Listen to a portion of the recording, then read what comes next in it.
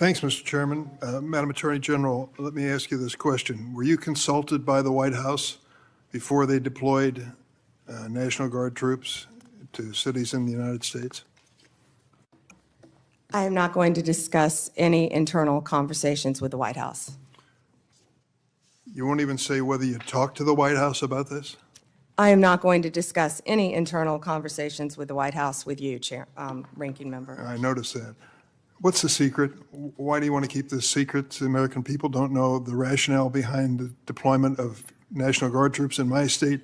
The word is, and I think it's been confirmed by the White House, they are going to transfer Texas National Guard units to the state of Illinois. What's the rationale for that? Yeah, Chairman, as you shut down the government, you voted to shut down the government, and you're sitting here, our law enforcement officers aren't being paid. They're out there working to protect you. I wish you loved Chicago as much as you hate President Trump. And currently, the National Guard are on the way to Chicago. If you're not going to protect your citizens, President Trump will. I've been on this committee for more than 20 years. That's the kind of testimony you expect from this administration. A simple question as to whether or not they had a legal rationale for deploying National Guard troops becomes grounds for a personal attack. I think it's a legitimate question. It's my responsibility. She refuses to answer as to whether she had any conversation with the White House about deploying national troops to my state. That's an indication, I'm afraid, where we are politically in this place. Let me ask you another question. I want to, if you will, hold on a second. Make sure I got the right page of facts here. You testified under oath when you last before this committee that before your appointment to Attorney General, you had served as a representative of some sort for the royal family of Qatar. There was an issue that came before you in May when President Trump accepted a $400 million luxury jet from the royal family of Qatar for temporary use as Air Force One before it's permanently gifted to the Trump Presidential Library Foundation. The Constitution unequivocally bestows on Congress the power to control whether any officer of the United States, including the President, may accept a gift, quote, from any king, prince, or foreign state, end of quote. And this gift clearly violates the statutory regime enacted by Congress. You've refused to answer a letter I sent to you 5 months ago asking the legal rationale you relied on to advise President Trump to accept this unprecedented gift from your former legal client. Can you make a promise today that you will disclose that? Disclose what, Ranking Member? I assume there was a letter or some sort of statement from your office to the White House to advise them that you felt it was permissible? First, to address my role with Qatar, as I addressed with you during my confirmation hearing, I disclosed it in my SJQ. In private practice, I worked for Qatar for anti-human trafficking for the World Cup. That was my only involvement, and I made that very clear, and I'm very proud of everything I've done with anti-human trafficking.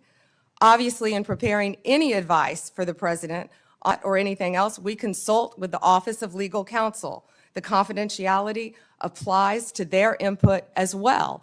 And Chairman, if you would approve and vote to approve, as Chairman Grassley said, excuse me, Ranking Member, as Chairman Grassley said, my employees, we would answer your letters a lot faster, yet you're stalling them at every stop. And to go back to your previous question, your city has a murder rate 5 times higher than New York's. 571 homicides last year. If you were serious about protecting your people, you would be asking this administration for help. You're saying that we're coming into your state and your city. We're there to help make America safe and Illinois safe, whether or not you want to. I believe cutting federal grant programs to law enforcement in my state and across the nation does not make us any safer, and you've done just that. You've supplanted that decision by sending in National Guard troops to California and other places. That is a situation where the governors have not asked for that help. If you truly wanted to do this on a bipartisan basis, you wouldn't defy a governor, you would work with them. I'm prepared to do that. I'm prepared to work with this administration. But cutting these grants to law enforcement does not make us any stronger as a nation or give us the tools we need to reduce crime in Chicago. Now, I'd just like to ask you, when it came to this Qatar situation, Did you consult with the ethics office in the Department of Justice before making your decision on this gift of a jet? Chairman, I didn't gift a jet to anyone. My Office of Legal Counsel provides confidential advice to the President, to the White House, period. And you're conflating two issues. Cutting grants, I was very clear about what grants we've cut and what grants we haven't, only 7%. And if you have a grant in Illinois that you think that I've cut that is not that is protecting law enforcement officers or your people, you personally call me and I will work with you to turn that grant back on. I think many of the Democrats here can tell you, I have worked with them to turn grants back on. There's an appeal process. Tell me a specific grant that I have turned off in Illinois that would help law enforcement, and I will work with you. But you have not done that. Did you And take a again, look? Did you take a the look? National Guard is on the way right now as we speak. Oh, by the way, so is Director Patel and Deputy Attorney General Todd Blanche. You're sitting here grilling me, and they're on their way to Chicago to keep your state safe. Madam Attorney General, it's my job to grill you. Investigation of your agency is part of my responsibility and this committee. You may not like the experience, but others have weathered the storm and answered questions in a respectful manner. Can you tell me the grants, Yes. Ranking Member, please? Take a look at the president's budget on HIDA grants. What happens to it in his proposed budget? I'd be glad to meet with you on the It's grants. cut by 1/3 from $300 million to 196. That's one example of a grant that works, and your administration has suggested cutting it in the budget lies ahead. I want to ask you about items in a letter I sent you in July that you have not answered. In February, you made a public claim that the Epstein client list was, quote, sitting on my desk right now for review, end of quote. You then produced already public information and no client list at a major media event hosted at the White House.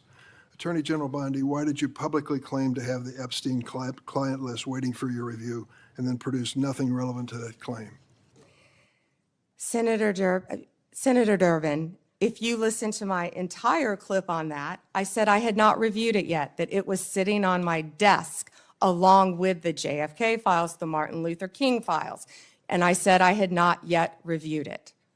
And if you see our memo on Epstein, you will see, excuse me, our memo on Epstein clearly points out that there was no client list, our July 6th memo. You also didn't let me respond to the HIDA question. The budget transfers $196 million for high-intensity drug trafficking areas to the Office of Justice Programs, OJP.